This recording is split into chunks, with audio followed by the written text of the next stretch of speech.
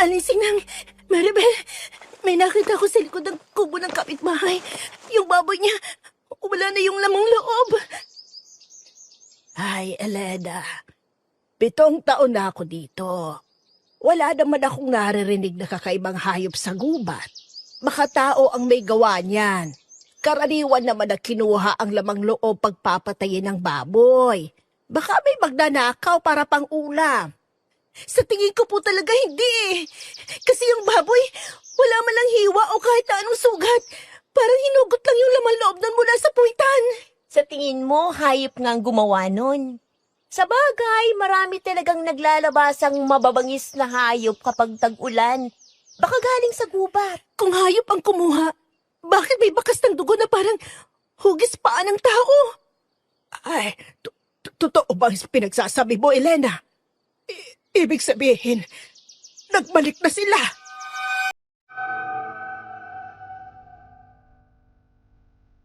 Normal sa ating mga Pilipino ang magkaroon ng responsibilidad para alagaan ang pamilya.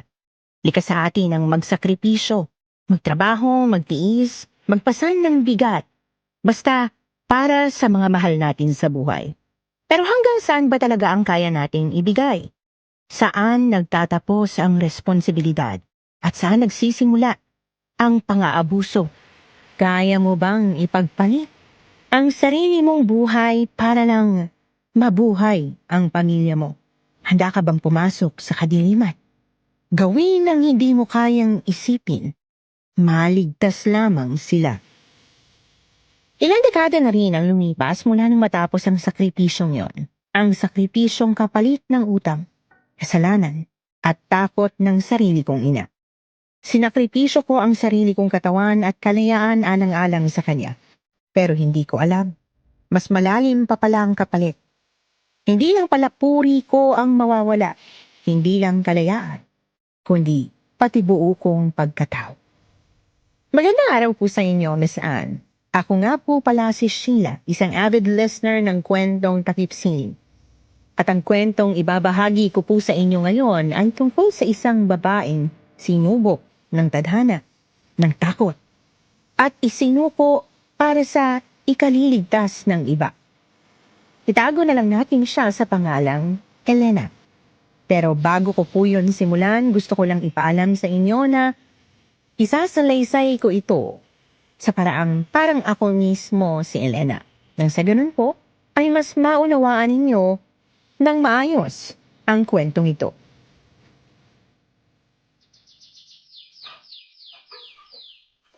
Ano ba naman to, Elena? Di ka ba naglilinis? Ang dumi dito sa kwarto mo, oh! Palagi ka kasing nakahiga! Di ba nga sabi ko sa... Sino ba yung katok ng katok? Elena, buksan mo nga! Ay, nakakarindi! Eto na po, ma. Magandang umaga po. Pasok po kayo sa... Sino ba yan? Dario! Umagang-umaga, Maria. Galit na galit ka kaagad. Eh, tuloy ka, Dario. Ay, napadaan ka dito. Maniningil ako. Ilang buwan na yung utang mong 100,000.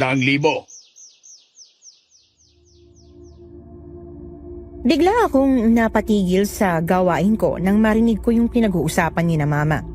Hindi ko maintindihan ang nararamdaman ko na parabang gusto kong sumigaw at pagalitan si mama dahil hindi ko alam kung saan niya nagamit yung perang tinutukoy ni Sir Dario. Palagi naman ako nagbigay sa kanya ng pera pero nangutang pa rin siya. Wala namang masyadong gastusin dito sa bahay. Hindi ko na rin mapigilan at pinuntahan ko sina mama at pinagalitan siya. Ma? Anong ibig sabihin nito? Bakit ang laki ng utang mo? Saan mo ba pinagagamit ang pera, ma? Ano ba, Elena? Andito si Dario, oh. Matuto ka namang mahiya sa bisita. Manahimik ka nga. Ano na, Maria? Nasaan ang bayan? Sandali nga, Dario. Hindi bang usapan natin eh? 8 buwan kong huhulugan sa'yo yung utang ko. Eh, nakakaisang buwan pa lang ako ah. Kailangan ko, Maria eh. Tsaka pera ko naman yon. Pwede kong kunin yon kung kailan ko gusto. Tsaka nagkaberya sa mansyon ko. May kailangan akong gastusin para ipaayos sa bahay ko. Kaya ngayon na ako maniningil, Maria. Wala pa akong pera, Dario paano ba yan? Hindi ko kayang bayarin yun ng isang bagsakan lang. Alam mo naman na si Elena lang ang nagtatrabaho sa pamilya namin Pwede bang humingi ng palugit? Kahit 2 buwan lang. Alam mo naman pala, Maria, na si Elena ang nagtatrabaho. Bakit ka nang hiram para lang sa pagsusugal mo? Ma, ano ba? 100,000? Para sa sugal lang ang lahat ng yon? Sir, baka mapag-usapan pa natin to, sir. Hindi po naman namin kayo tatakbuhan. Babayaran ko po kayo kapag magkasahod na po ako. Diretso na po yung mga sahod ko sa inyo, sir. Pag-iisipan ko, Iya. Siya nga pala. Ilang taon ka na? 20 anyos po. Magbe-21 na po ngayong 15. Bakit po? Teka. Hindi ba tagahanap ka ng kasambahay, Dario? Alam ko na. Si Elena. Maluluyan muna siya doon sa inyo hanggang sa mabayaran ko yung utang ko. Naririnig mo bang sarili mo? Pagtatrabahuhan ko yon pero di ako sasama. Tumigil ka nga, Elena. Panandalian lang naman yun. At saka mabait naman itong si Dario. Patuto ka namang makisama. Ano bang gusto mo? Ang maikulong ang ina mo dahil sa utang? Matuto ka namang maawa sa akin. Wala ka talagang silbi. Ikaw dapat ang matuto't maawa, Mama. Mismong anak mo gusto mo ipagkanulo para sa perang inutang mo para sa sugal? Ani ka na, Elena. Tama ang nanay mo. Hindi niyo naman ako mababayaran kung yung maliit na sahod mo lang ang aasahan ko. Ma, Sa akin ka na lang magtrabaho. ayoko. Pag-iusap. Ayoko. Huwag ka nang mag-iinarte. Sige na, Dario, dalhin mo na yan. Itinulak ako ni Mama. Kahit anong pakiusap ko ay hindi siya nadala. Kahit ano pang piglas ko ay mahigpit ang hawak ni Sir Dario sa akin. Kahit ganoon ay tinatawag ko pa rin si Mama kahit hindi siya nakatingin sa akin. Hanggang sa nasa labas na ako ng bahay, tinigilan ko na rin ang pagpupumiglas dahil na rin sa pagod at sa isip na hindi na talaga naawa sa akin si Mama. Nasaktan ako sa ginawa niya. Pinanghinaan ako ng loob pero wala na akong magawa pa. Tuloy ka sa pamamahay ko. Hindi ako masamang tao kaya huwag kang matakot. Tsaka may makakasama ka dito. Aling Sinang at Maribel. Magkakasundo kayo noon. Pumasok ako sa bahay ni Sir Dario at napamangha ako sa lawak ng espasyo nito. Saan? Ang yaman siguro ni Sir Dario dahil nakapagpatayo siya ng ganito kalaking pamamahay. Kaso nga lang, ang tahimik ng baryong napili niyang pagtayuan. Wala kasing masyadong kabahay-bahay. Halika, Elena. Kumain muna tayo. Sigurado akong gutom ka na sa haba ng biyahe. Eto, may putsero, adobo, kaldereta at manok. May iba ka pa bang gusto? Sabihin mo lang. Pwede kong ipaluto kay Aling Sina. Wag na po. Nakakaya naman po sa inyo. Marami na nga po ito nga po pala, sir. Dario na lang, Elena. Magbumuka talaga akong matanda pag sir ang tinatawag mo sa akin. Dario, ano po pala magiging trabaho ko rito? Elena, ganun na ba ako kasama sa paligid mo? Para isiping pagtatrabahuin kita dahil lang sa utang ng nanay mo? Pasensya na po. Ang sabi po kasi sa akin ni Mama, pagtrabaho po ako rito hanggang sa mabayaran ko po yung utang niya sa inyo. Sa totoo lang, wala naman akong ipapaayos dito sa bahay ko, Elena. Gusto lang talaga kitang iligtas. Balita ko kasi sinasaktan ka pa rin ng mama mo. Hanggang ngayon. Tignan mo yung balikat mo. Oh, May panibago na namang pasa. Wala po ito. Alam ko ang kalagayan mo, Iha. At hindi mo yon kailangang itago sa akin. Nakikita ko ang pananakit sa iyo ni Maria noon pa man. At minsan na rin naikwento niya ang mga pang-aabuso niya sa iyo. Hindi niya namamalayan kapag nalalasing siya. At yun ang rason kung bakit gusto kitang mapunta dito sa poder ko. Para maprotektahan kita sa pananakit niya at mapagaling niyang mga pasamo. Bakit po? Di naman po sa pagmamasama ng intensyon nyo.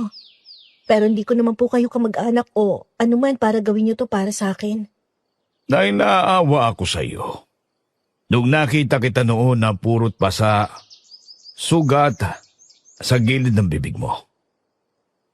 Isa lang ang pumasok sa isip ko.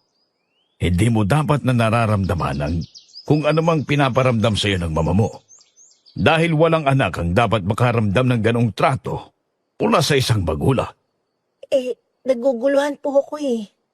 Sabi niyo po, gusto niyo po ako iligtas sa pang-aabuso ni mama sa akin.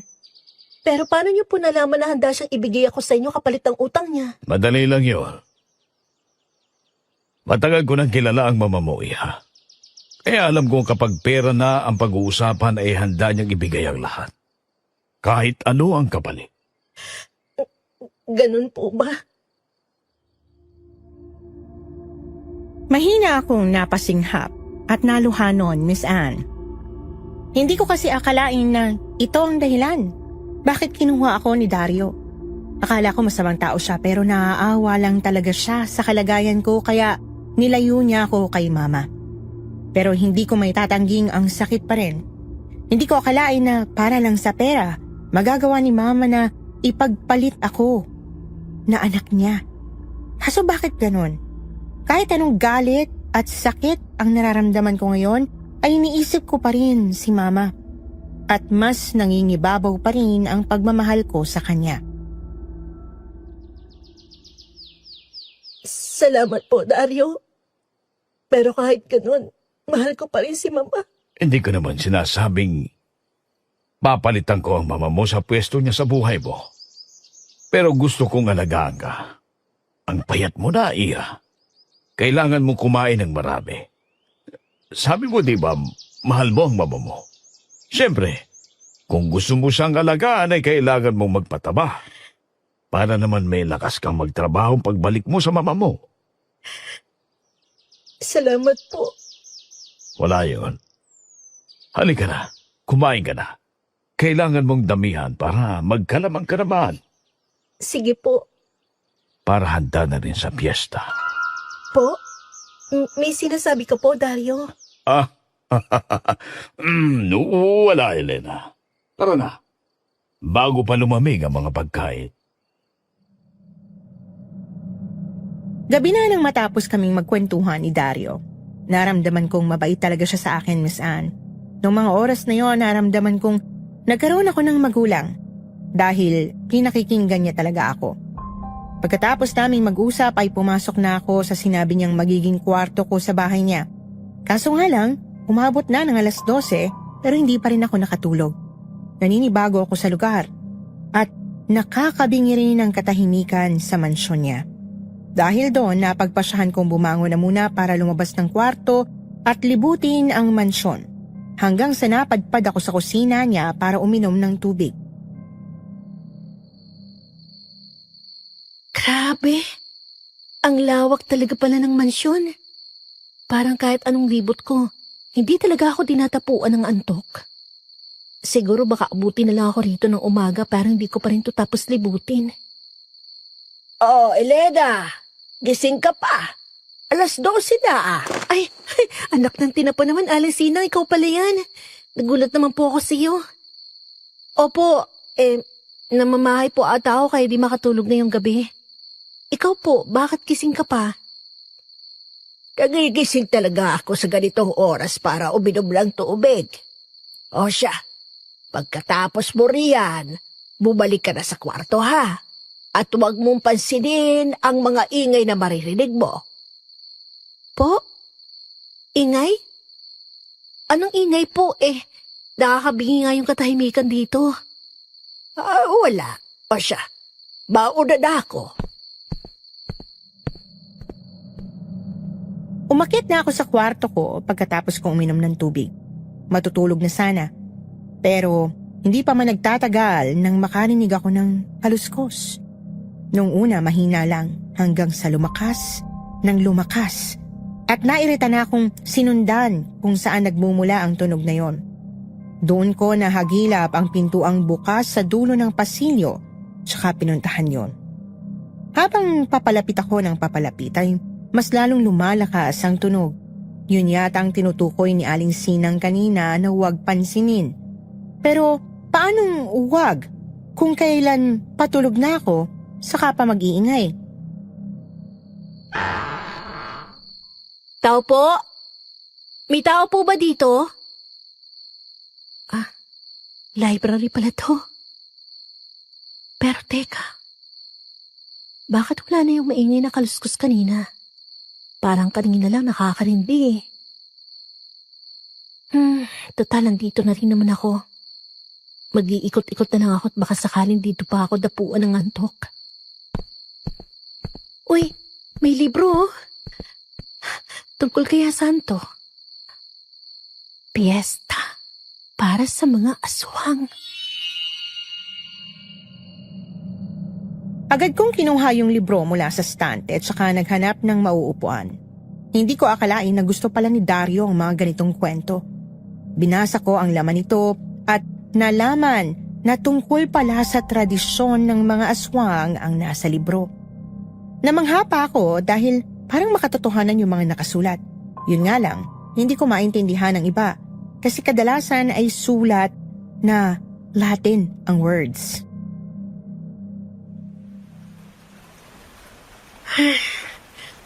Kakakape ko lang to. Oo, kakakape ko talaga to kaya madali akong kinakabahan. Lena, anong ginagawa mo dito? Ikaw lang pala, Dario. Akala ko kung ano na. Wala. Nagbabasa lang ng libro. Ayun o, sa mesa. May sinidaklatan ka pala dito. Kanina ko lang napuntahan. Oh, bakit kanya reaction mo? May problema ba?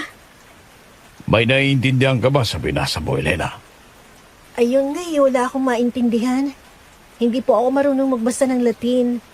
Ngayon ko lang din nalaman, mahilig ka pala sa mga kababalagan sa mundo. Nabasa ko kasi sa pamagat na tungkol sa mga aswang yan. Oo. Mahilig talaga ako sa mga ganyang bagay. O siya, Elena, iba na lang ang basahin mo.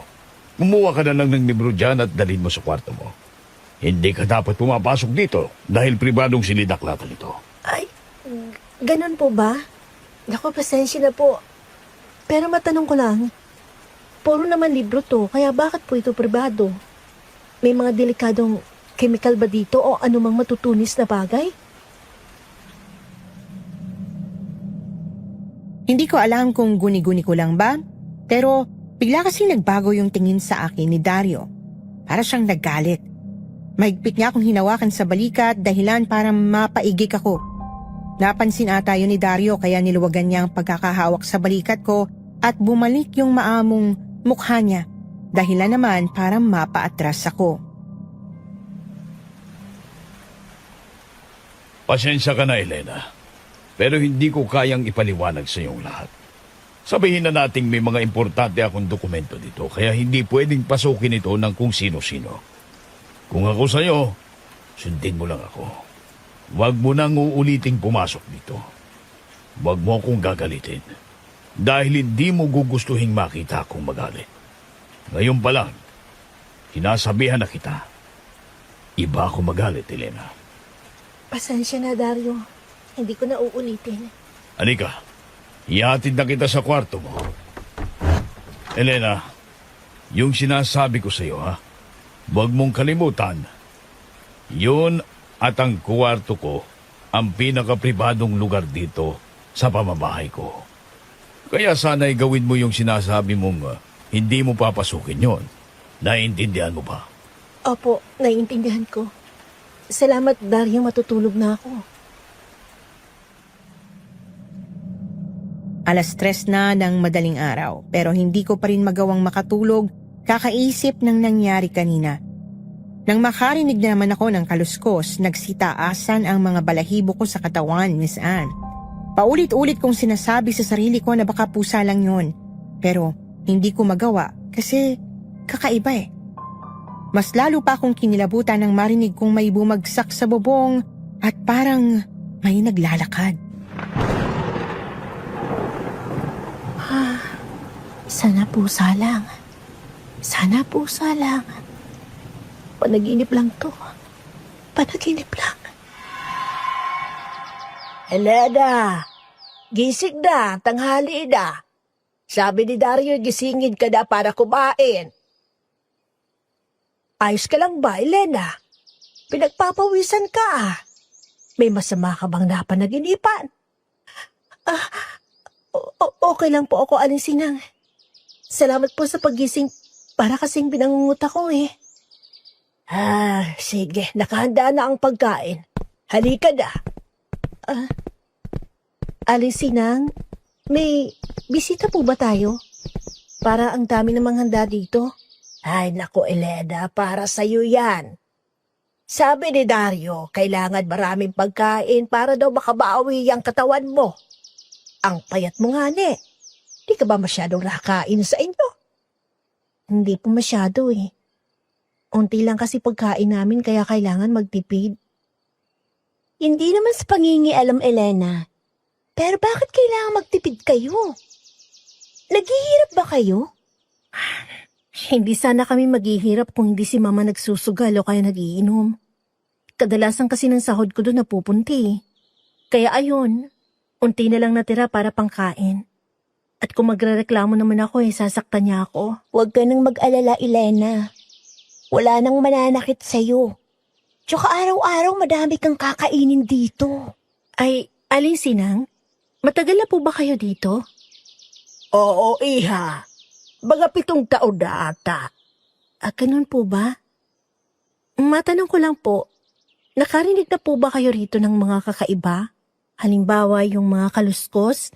O di kaya yung mga nakapanindig balehibong karanasan sa multo, ganun? Bakit, Elena?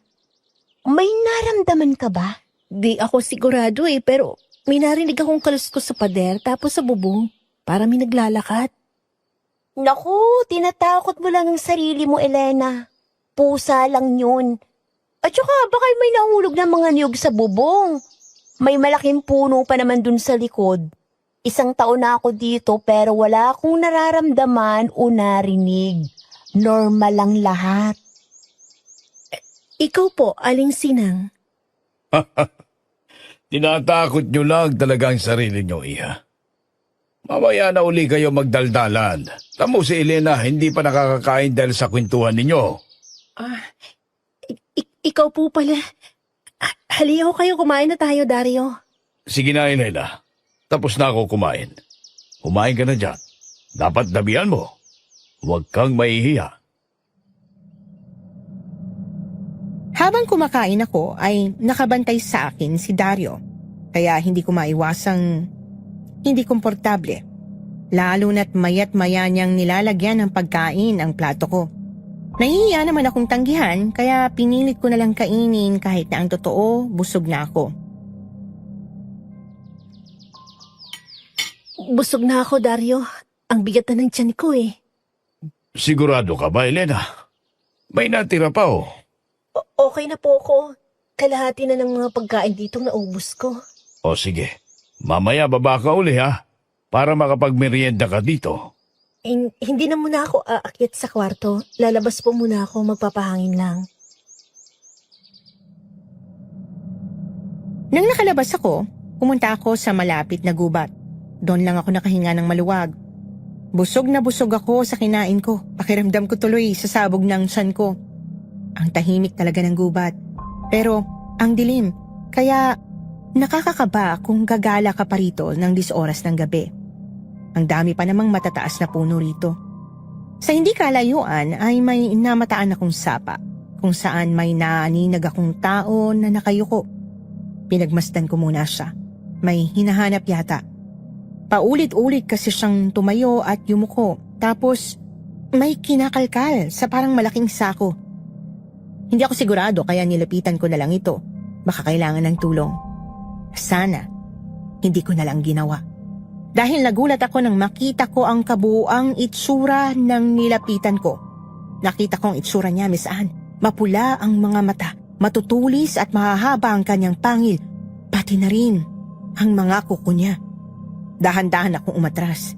Ingat na huwag akong makagawa ng kahit anong ingay nang biglang may humila sa akin at tinago ako sa likod ng malaking puno. Anong ginagawa mo dito? Hindi mo ba alam na ipinagbabawal ang lugar na ito? Hindi ka ba sinabihan ng mga magulang mo? Ano po? Ano yung kanina? Bakit ipang itsura niya? Tsaka sino po kayo? Tutulungan ko lang ho sana siya eh. Tara, sumama ka sa akin. Dadalhin muna kita sa kubo ko. Malapit lang yun dito. Ito, Iha.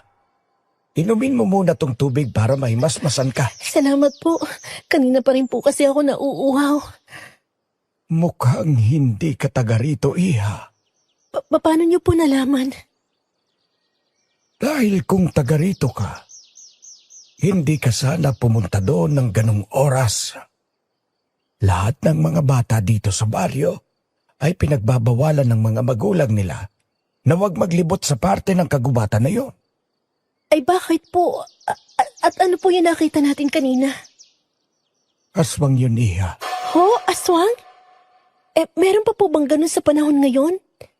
Tsaka parang wala naman po nababanggit sina Aling Sinang at Maribel sa akin tungkol dito. Iha, matanong ko lang. Saan ka ba nakatira? At bakit ka lapad pa dito? May binisita ka ba? Sa mansion po, pinatuloy po ako ni Dario. Iha, Elena po. Pangalan ko'y Elena. Elena, ako si Mang Orlan. Isa akong albularyo. Hindi naman sa tinatakot kita pero delikado ang pinasukan mong mansyon, Iha. Maraming aswang ang nakatira doon. Mang Orlan, huwag niyo naman po sanang siraan yung mga taong kasama ko sa mansyon niyon. Mababait po sila. Tsaka paano niyo po nasabing marami, konti lang kami. Si Dario, si Maribel, at si Aling Sinang lang kasama ko sa mansyon niyon. Hindi kita tinatakot, Iha. Totoo ang sinasabi ko sa'yo. Si Dario, siya ang pinuno ng mga aswang. Ilang taon ka na ba, Elena? 20 na po. Bakit? Ano pong kinalaman nun dito? Kailan ka magbe-21? Ngayong papalapit po na 15. 21 na po ako. Tamang-tama ka para sa pista nila. Mang Orlan, huwag niyo naman po akong takutin ng ganyan. Parang hindi ko kayang isiping aswang sina Aling Maribel. Lalo na si Dario. Sa kasaysayan ng mga aswang, Iha, tuwing kinsenas ng buwan ay may babaeng iaalay pagsapit ng buo ang buwan. Tsaka palang lilitaw ang mga angkan. Alam kong ikaw ang iaalay sa pista nila, Iha. Pakiramdam ko ay hinahanda ka na ni Dario. Pinapakain ka ba niya ng marami? Opo, pinapakain niya ako ng marami. Pero dahil naman niya sa nakakita niyang nangangayayat na ako, paano niyo po nalaman ang mga ito? Ay nako, mahabang kwento, Iya. May nakita ka bang libro doon sa bahay nila? Yung libro na ang pamagat ay Piyesta para sa Aswang. Opo. Ang librong yon na ipagmamayari ng lolo ko. Pero napasa kamay nila yung librong yon dahil pinatay nila ang lolo ko. Bakit po kinuha? Gaano po ba kaimportante ang librong yun? Ang librong yon ay naglalaman ng mga orasyon para panlaban sa mga aswang. Kaya po kinuha nila para wala nang makakalaban sa kanila? Kung gano'n naman po bakit hindi po kayo umalis dito? Baka balikan ka po nila at patayin din kagaya ng lolo mo. Bala kong bawiin ang libro, Iha.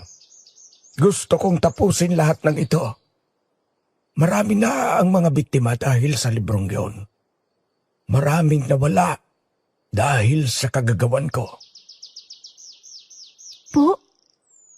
Ano po bang nangyari? Anong ginawa niyo? Naging magkaibigan kami noon ni Dario. At alam kong may iba't ibang lahi rito sa mundo na hindi lang mga tao. Pero kahit ganon, kinaibigan ko pa rin si Dario sa pag-aakalang hindi siya katulad ng mga pamilya niya. Pero nagkamali ako. Doon ko pinutol ang pagkakaibigan namin nung nalaman ko na. Na ano po? Nung nalaman kong pinatay ng angkan niya ang lolo ko't wala siyang ginawa. Si Dario mismo ang gumamit sa librong yon na ninakaw nila sa lolo ko para tumawag ng nilalang. Ang mga orasyon na dapat panlaban sa kasamaan, ginamit niyang pang-akit sa mga nilalang na yon. Nakita kong nagtipon ang angkan niya nung minsan ko siyang sinundan para sana bawiin ang libro.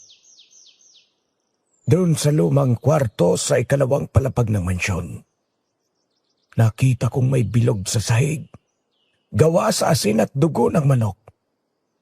At sa gitna, may anino ng parang tao. Pero mahaba ang dila at ang mga kuko ay parang bakal. Si Dario ang nasa harap niya, nakangiti at hawak ang libro. Ano pong ginawa niyo? Tumakbo ako.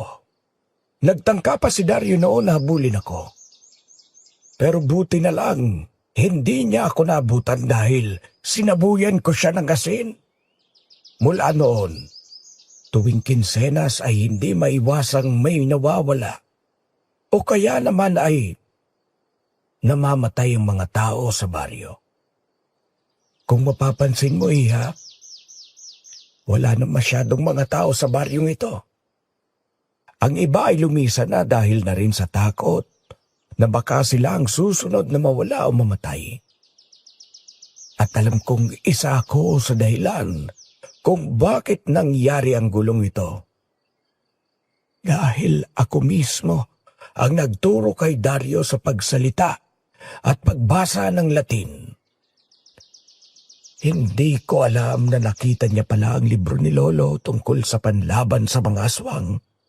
Pagkatapos noon, ay hindi ko alam paano nila nalaman na pwede palang gamitin ang librong yon para mapalaganap ang angkan nila. Kaya po kayo nagbalak bawiin ang libro? Oo.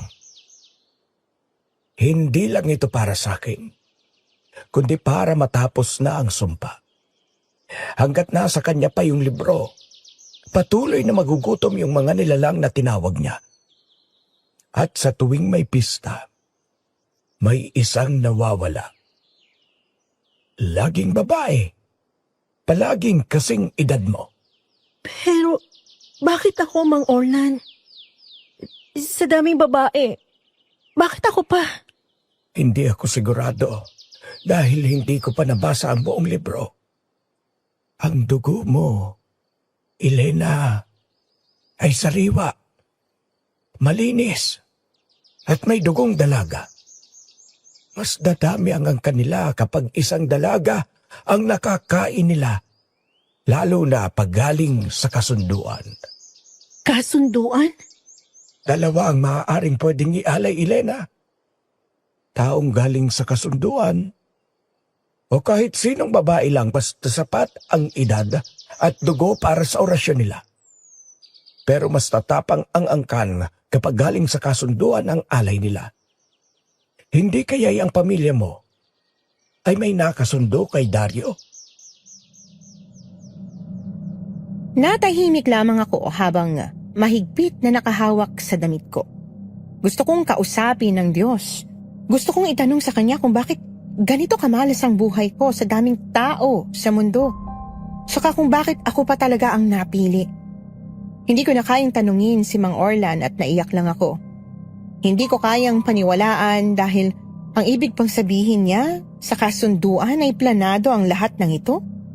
Sino sa kanila ni Mama at Dario ang nagsisinungaling sa akin sa totoong dahilan nila? Kung totoo man, Ang ibig sabihin ba ni Mang Orlan na kasunduan ay ang pagbebenta ng aking ina kay Dario? Dahil lang sa utang niya sa sugal? Hindi ko kayang paniwalaan to. Niloloko niya lang po ako. Hindi to totoo. Umalis ka na ngayon, Iha, bago pa gumabi. Dahil mas delikado ka rito paggabi. At makapaghilalaan ka pa ni Dario kapag matagal kang bumalik doon sa mansyon. Mahirap na. Elena, saan ka galing? Bakit ang tagal mong umuwi? Nag-aalala ako sa'yo. Baka napano ka na. Naglibot-libot lang po dito. Bakit parang takot ka? May nangyari ba? May nakita ka ba? Sabihin mo sa akin. Ayos lang po ako. Natakot lang kasi ako dahil hinabol po kasi ako ng aso po kanina. O sige. Halika na at kakain na tayo para gumaan ang pakiramdam mo. Maraming masarap na pagkain ang pinahanda ko. Busog pa po ako. Kayo na lang po. Elena, kumain ka. Nanigas ako sa kinatatayuan ko nang marinig ang sinabi ni Dario. Ang lamig ng tono niya, parang mukhang hindi nag-alala, kundi isang utos o babala, na para bang kung hindi ako kakain ay may mangyayaring masama sa akin. Sa huli, wala akong nagawa kundi ang sumunod na lang kay Dario, saka umupo sa hapagkainan para kumain sa harap niya kahit na wala akong gana. Ito pala, Elena. Kumain ka nito. Ano po ito? Espesyal yan na pagkain. Para pampataba. Salamat po.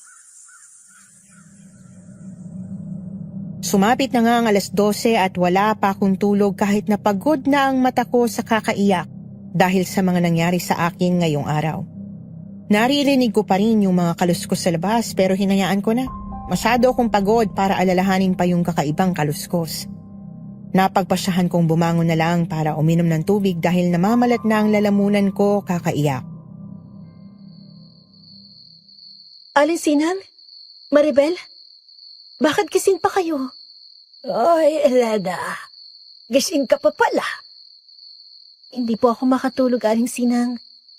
Naalala ko pa rin yung sinasabi ni Mang Orlan kanina.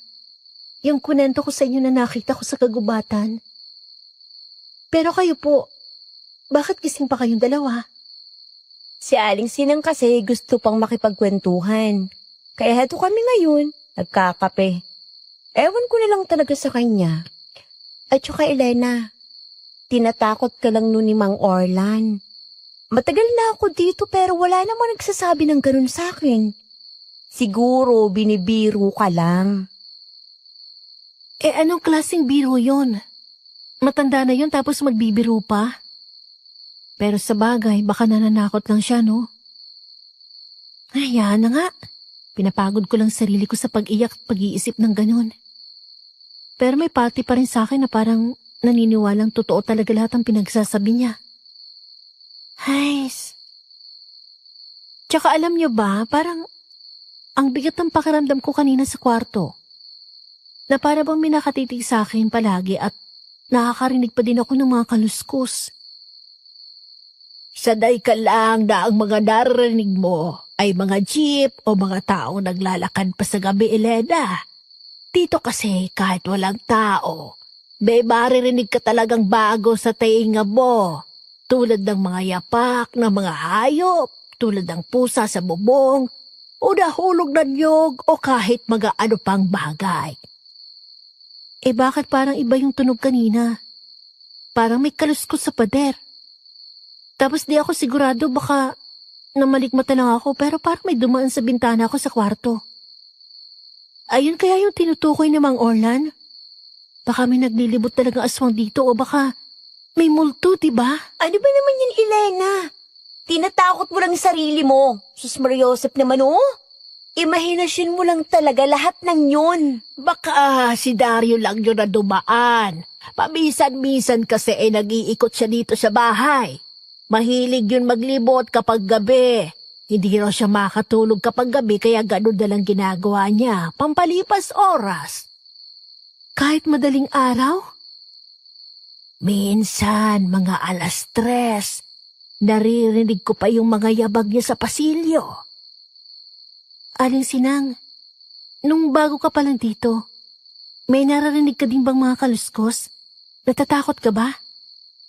Matagal na ako dito, ne.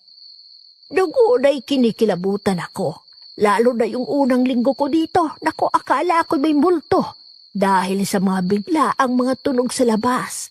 Pero hinayaan ko na. Hindi naman nagpakita kung multo man yun o ano. Sinanay ko na lang din ang sarili ko. Pati ba naman ikaw, Aling Sinang? Ay naku, kaloka talaga kayo. Baka may insomnia lang ang tao tapos pinagbibintangan nyo lang na multo kung ano. Ano nangyari nung unang linggo mo, Aling Sinang? May ayaw mo talagang matulog, ano? Hindi talaga. Kwentuhan mo naman po kami. Gusto ko makinig ng mga ganap dito sa bahay. Tapos matatakot din naman. Ay, sige daga. Pero huwag kang matatakot ha. Baka hindi ka na makatulog lalo. Hindi po ako matatakotin. Sus! Wag ako, Elena. Natatakot ka nga kanina eh. Ay, sabi mo yan ha. Doong unang pamamasukan ko rito, mga 7 taon na rin ang nakalipas. Bagong ayos pa lang itong mansyon. Unang kita ko kay Dario ay napapansin ko na talaga siyang tahimik na tao. Pero mabait naman. Magaling at matipid sa salita. Ganon din naman ngayon. Ang kaibahan nga lang ay hindi na siya ganong lumalabas ng kwarto. Oo, pero dati mas madalas siyang nasa labas. Nag-aalaga ng baboy. Nagpapagawa ng bubong, ganyan. Hanggang sa isang gabi, may nangyaring kakaiba. Ano po? Nagising ako mga bandang 2:00 ng umaga doon. May naririnig akong kaluskos sa likod ng bahay. Akala ko pusa o magnanakaw. Pagtingin ko sa bintana, wala namang hayop, pero may naamoy akong kakaiba. Anong amoy po yun? Parang nasusunog na karne, nakakasulasok. Akala ko'y galing sa kusina, pero hindi eh. Nasa labas talaga yung amoy. Baka may sinunog lang ang kapitbahay nyo dati. Wala kaming kapitbahay noon, ako lang at si Dario. Kaya kinabukasan, tinanong ko siya kung may sinunog siya. Sabi niya wala raw. Pero parang hindi siya kumibo ng diretso. Kaya naghinala ako sa kanya na may iba siyang ginagawa at hindi ko na dapat yun malaman pa. Baka tahimik lang talaga siya. Hindi lang sanay makipag-usap ganun. O mapaglihim. Kasi bago ka palang dito, Aling Sinang. Kaya ayaw niyang ibagay sa iyong mga pinagagawa niya. Oo nga. Pero minsan, may mga gabi talaga na parang may kakaiba sa kanya. Halimbawa may naririnig akong yabag. Dahan-dahan yon, tapos paikot pa sa bahay. Tapos bigla kang makakarinig na pero bang may kaluskos na at maya-maya parang may lumilipad. Yung tunog ng pakpak parang ang bigat, ang laki. Baka nga talagang may insomnia siya. Pero yung tungkol sa mga kaluskos, baka nagkataon lang na may mga hayop sa paligid kaya ganun. Baka ganun nga. Pero minsan hindi ko maiwasang mapansin yung mga bagay na parang hindi tumutugma. Anong ibig niyo sabihin?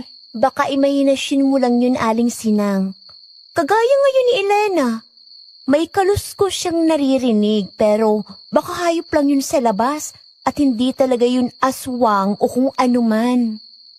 Baka nga. Pero halimbawa, nakita niyo na bang kumain si Dario? Hindi pa nga yata. Lagi siyang nasa kwarto kapag oras ng kainan. Pero minsan, may dala siyang tray. Baka gusto niya lang mapag-isa. Ako rin dati ganyan ang akala ko. Hanggang isang gabi, nakita ko siyang lumabas sa likod ng bahay. May dalang sako. Mabigat ata yung dala niya kasi nahihirapan siyang buhatin. Ay dahil na din sa kuryosidad ko, Sinundan ko siya kung saan man siya pumunta, hanggang sa nakaabot siya sa may eskinita. At doon ko nakita ng maayos ang sakong dala niya nang tumapat yung ilaw. Tapos parang may dugong tumulo doon. Baka manok lang yun. Tapos madami siyang kinatay kaya nabibigatan siya. At di pa niya yun nalinis kaya may mga dugo pa. Sana nga ganun, Maribel. Pero kinabukasan nakita ko yung mga aso sa labas na nakabulagta at wala nang laman ang mga tiyan. Ibig bang sabihin nun, si Dario yung pumatay sa mga aso? Tsaka, ibig bang sabihin nun isang mamamatay si Daray? Bakit mo ako binatukan? Sira ka ba? Antok lang yan. Ano bang pinagsasabi mo na mamamatay? Hindi nga natin alam kung siyang gumawa nun Baka may napadaang hayop. Tapos kinain ng laman ng aso, di ba? Posible yun. Baka nga.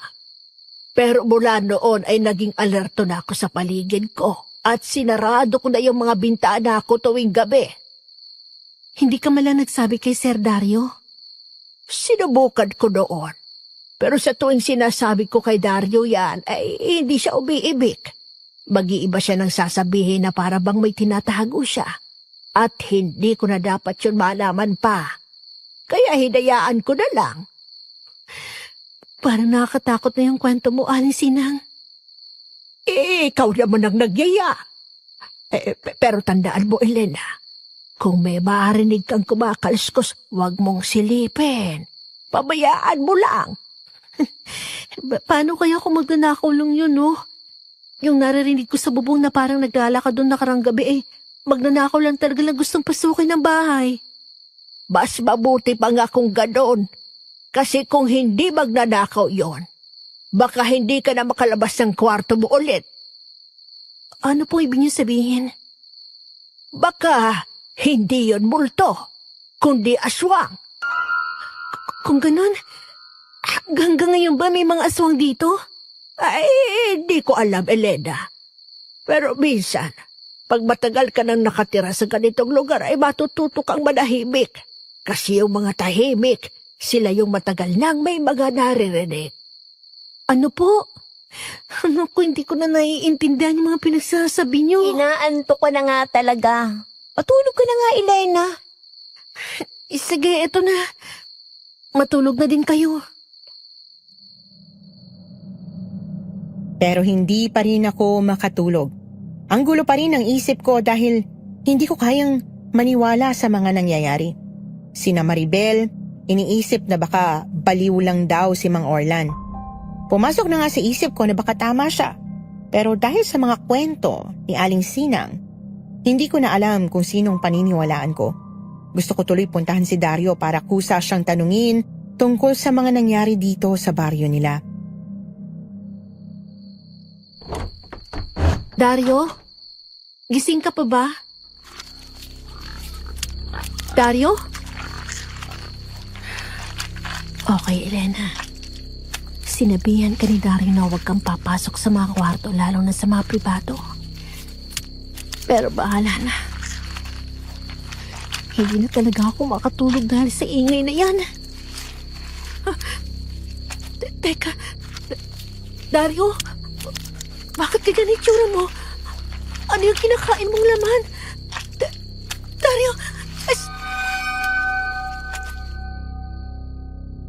Hindi ko natapos yung sinabi ko nang biglang dumilim yung paningin ko hanggang sa tuluyan na akong nahilo at bumagsak sa sahig.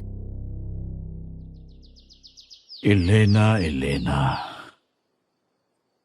Ikaw, Bakit? Anong nangyari? Elena, eto tubig. Ano bang nangyayari sa iyo't nakahilata ka dito sa sahig? Ayos ka lang ba? Nakita na lang kita dito sa sala, nakabulagta na sa sahig.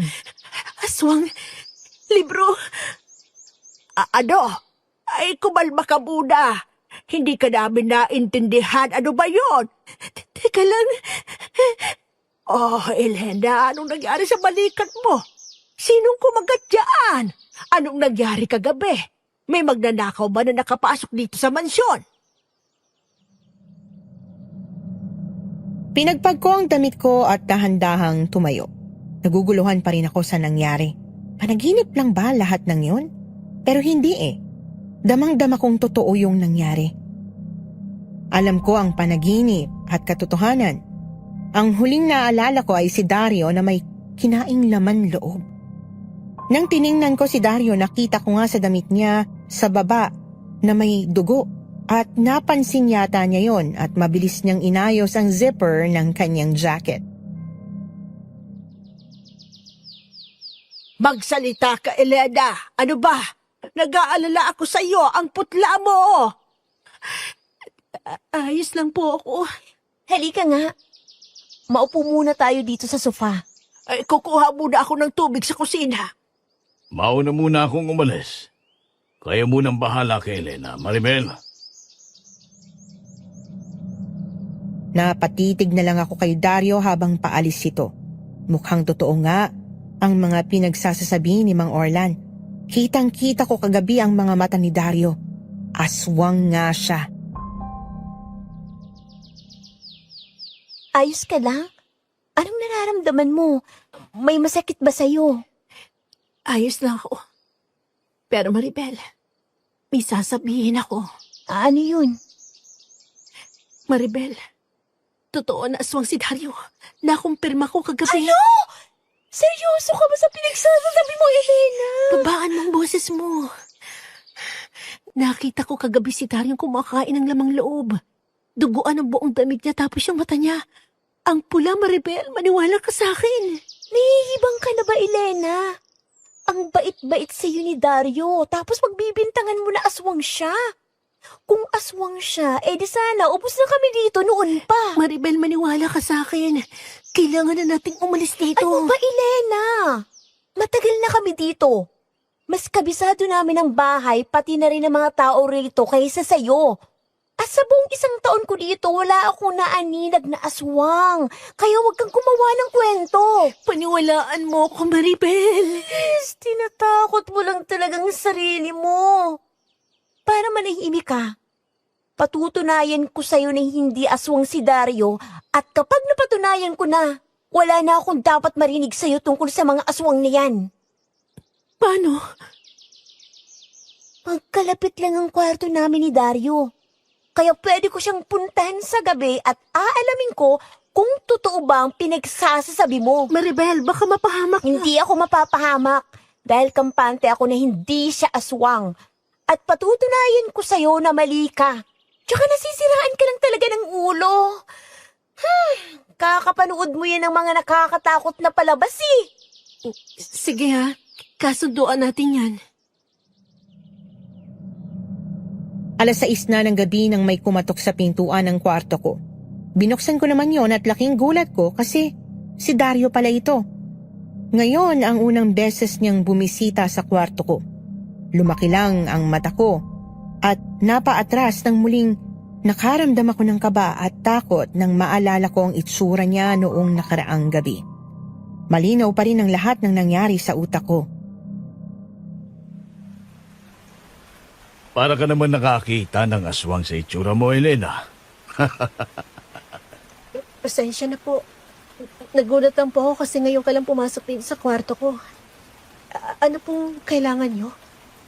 Ito, Elena. Pagkain. Dinala ko na lang dito. Nag-abala pa ho kayo. Pwede naman ho akong bumaba para doon na kumain. Hindi nyo po kailangan dalhin dito sa kwarto ko. Nag-aalala na lang ako sa iyo, Elena. Palagi ka na lang kasing balisa. Tapos tuwing makikita mo ko, halatang natatakot ka. Wala naman akong ginagawang masama sa iyo. Nalulungkot din ako kasi hindi mo inuubos yung mga handang pagkain tuwing ikaw ay nakain. Hindi mo ba gusto ang lasa, Elena? Pasensya na po. Marami lang po ako iniisip kaya hindi po ko ganong nagugutom. Tungkol ba saan, Elena? Pwede mo akong pagsabihan tuwing may problema ka.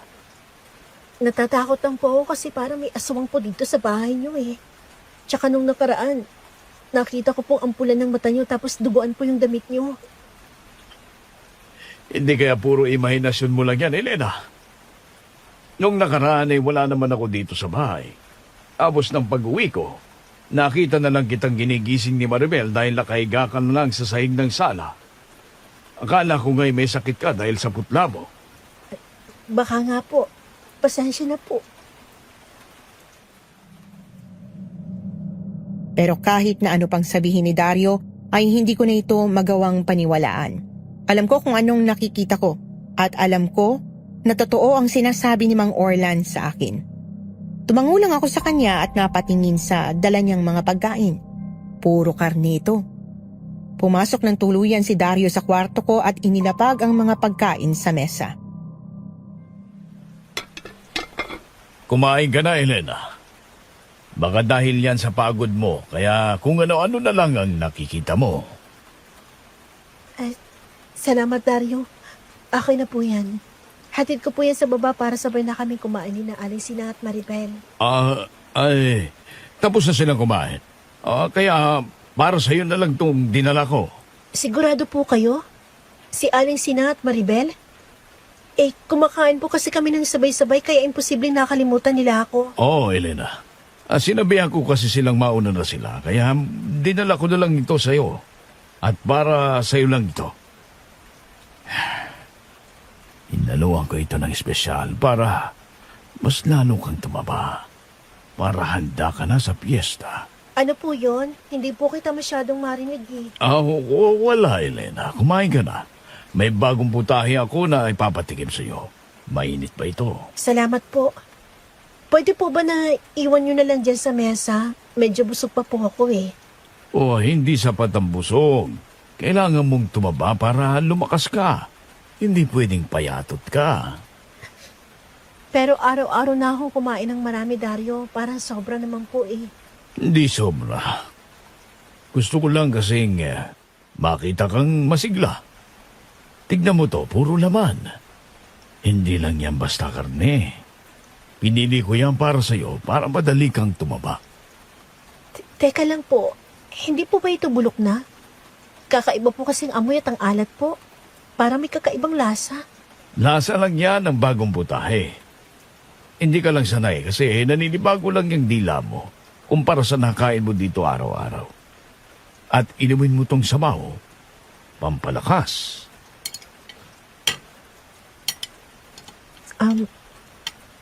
May tanong po pala ako.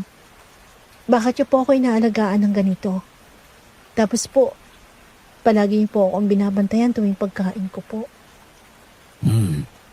Sa mundong ito, Elena, hindi mo kailangan maging kamag-anak para magmahal at mag-alaga. Minsan, mas maganda kapag walang dugong nakatali. Mas malinis ang ugnayan. Pati ba pagbabantay tuwing kakain ako? Kailangan kong masiguro na nauubos mo ang pinapakain ko sa'yo dahil espesyal ka sa akin. Special po? Sa paano pala ang special po ba? Darating ang araw, may intindihan mo. Basta kumain ka na lang. Yan lang ang gusto kong gawin mo ngayon. Opo. Magpahinga ka pagkatapos. Bukas, may bagong putahe na naman para sa iyo. Salamat po. Bago ko umalis, may tanong ako, Elena. Kailangang maging tapat ka sa akin. Pumupunta ka pa din ba sa Silidaklatan? Hindi na po. Mabuti naman. Aalis na ako. Umalis na si Dario pero hindi rin nagtagal ay kumatok ulit sa pintuan. Agad ko namang pinagbuksan ito at bumungad sa akin si Maribel. Elena, sabi ni Aling Sinang baba ka na raw. Handa na yung mga pagkain. Ha?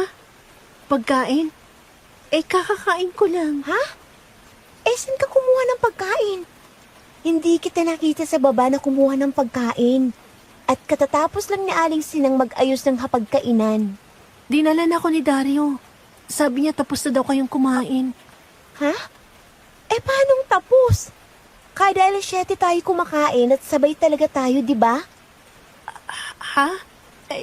Bakit nagsinungaling si Dario sa akin? Ay, ewan ko ba? Tsaka, may bago bang karne si Aling Sinang na binili? May natikman kasi akong ibang putahe kanina eh. Pinagsasasabi mo dyan. Wala namang panibago eh. Hindi na malayang si Aling Sinang kanina.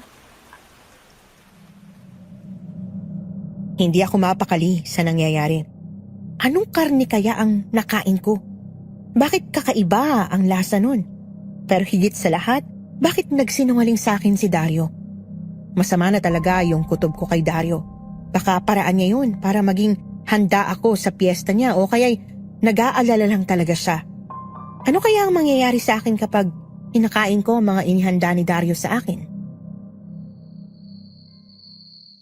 Maribel, tanda mo kasunduan natin na papatunayan mong hindi aswang si Dario. Oo, bakit? Paano pag nakita mo siyang aswang talaga at mali ka, anong gagawin mo? Ay, naku, Elena. Ilang beses ko bang sasabihin sa'yong hindi yan totoo? O siya, kung malaman ko na totoo yun, agad kong sasabihin sa'yo at aalis tayo. Pag hindi, tigil-tigilan mo yung mga pag-iisip ng ganyan. Tinatakot mo lang sarili mo at nilalason ang utak mo, Elena. Ay, naku, ewan ko talaga sa'yo. Naiirita na ako, ha? Pasensya ka na, pero kasi Maribel. Oh, eto na. Aalamin ko yun ngayon. Bababa na ako, diyan ka na. Sasama ako, Maribel. Baka mapano ka. Wag na. Baka mahimatay ka ulit sa takot kahit wala namang nangyari. Nakakaabala ka pa sa pag-alam ko ng totoo. Maribel, mag-ingat ka ha. Ano ba naman to si Elena? Masyadong mapaghinala. Siya na nga yung pinatuloy, inalagaan, pinakain, tapos nagdududa pa siya kay Dario. Ang tahimik. Parang lahat tulog na. Himala, 9:00 pa lang. Ang aga naman nilang natulog. Oo. Malapit ng handa si Elena. Hindi na magtatagal at pwede na siya sa piyesta. Teka, sino yun? Pakinggan na. Yun nga ang gusto ko. Yung walang laban, yung malinis. Ganyan dapat ang iniaalay. Oo, sa pista. Siya mismo ang magiging sentro. Kailangan ko lang manatiling maigat. Marami na atang nakakamoy at nagsimula na atang maginala sa akin si Elena. Si Dario ba yun? Pero lagi kong sinasabi kay Elena na imahinasyon niya lang yon. Mukhang naniniwala naman siya sa sinasabi ko. Si Elena bang pinag-uusapan nila? Muntik na talaga ako noong nakaraan. Nakita ba naman akong harap-harapan? Ha? Sino yan? Ako po, pasensya na po. Nauhaw lang po ako. Di ko po sinasadya. May narinig ka ba sa mga sinasabi ko sa telepono, Maribel? Hindi po. Medyo maingay lang yung hangin. Hindi ko po maintindihan masyado. Maribel, alam mo naman siguro, ang gusto ko, yung tapat, hindi ba? Sabihin mo nga sa akin. Ano ang narinig mo? Wala po. Wala po talaga. Mabuti. Kasi kung may narinig ka man, may paraan para hindi mo na kailangang alalahanin yun. Ano pong ibig mong sabihin? Alam mo, matagal na kitang pinagmamasdan. Matalino ka, praktikal at gusto mo ng maginhawang buhay, di ba? Sino ba naman ang ayaw? Tutulungan mo ako sa plano ko. At ibibigay ko sa iyo yon. Lahat. Kalayaan, pera at bahay. Hindi mo na kailangan maglingkod kahit kanino. Basta't manahimik ka. Wala ka rin namang magpagpipilian, kundi yun lang. Dahil kung hindi, alam mo na kung anong mangyayari sa'yo. Pero si Elena, inosente siya. Wala siyang alam sa nangyayari. Narinig mo nga. Pang-alay siya, di ba? Yun ang ibig mong sabihin kanina.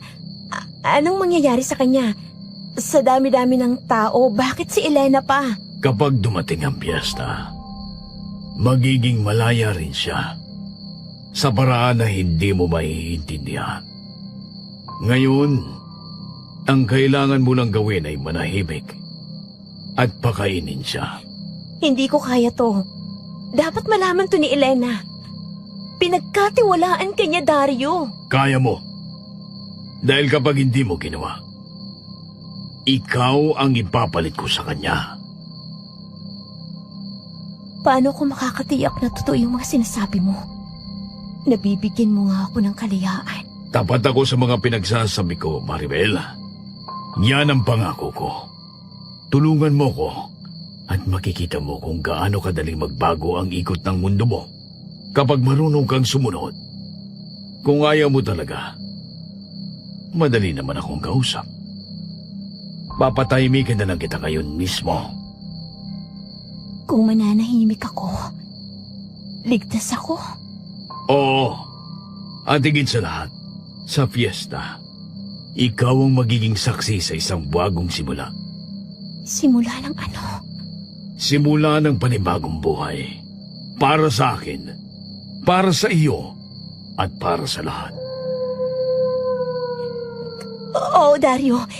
Mananahimik ako kapalit ng kalayaan ko. Mabuti. Simula ngayon, may alam ka at dapat hindi mo ito sabihin sa iba. Kahit sino man at kahit kailanman. Tandaan mo yan.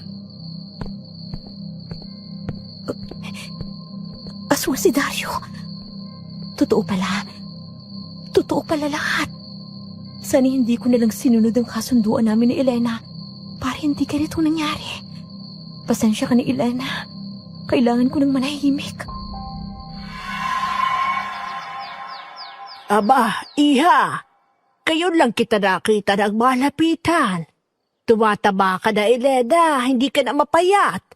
Ang galing naman. Mga ilang linggo ka pa lang dito niya na.